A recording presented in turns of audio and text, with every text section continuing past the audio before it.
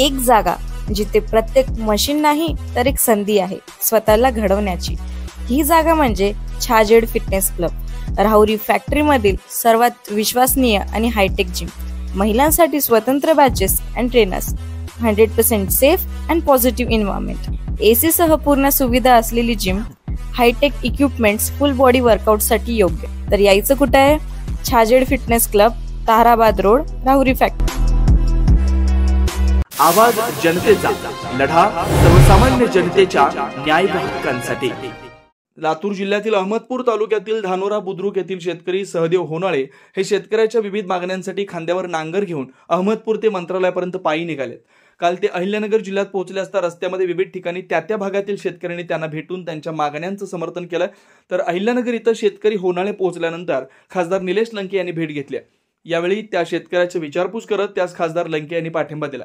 शेतकऱ्यांचं कर्ज माफ करून त्यांचा सातबारा कोरा करावा, योग्य भाव मिळावा यासाठी भावांतर योजना लागू करावी, पीएम किसान सन्मान निधी योजनेत वाढ करून शेतकऱ्यांना आर्थिक आधार द्यावा, 1 रुपया पीक विमा योजना आपण मिड सीझन पीक विमा योजना पुन्हा सुरू करावी, नाफेड मार्फत ऑनलाईन नोंदणी करून ही सोयाबीन खरेदी न झालेल्या शेतकऱ्यांना फरकाची रक्कम तातडीने द्यावी आदी मागण्या शेतकऱ्यांना केल्या।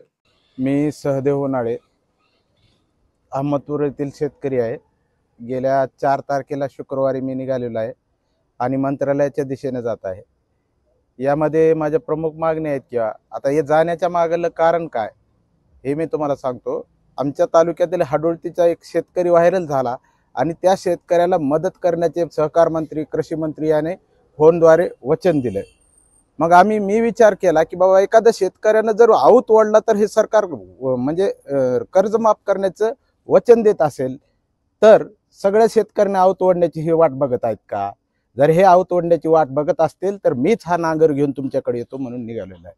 आणि माझी लंके साहेबांना विनंती आहे की तुमच्या इकडील एक विषय आहे की केंद्राकडून महाराष्ट्र शासनाचा निधी दिला जात नाही। त्याचं कारण सुद्धा हे इथले सत्तेत बसलेलेच लोक आहेत।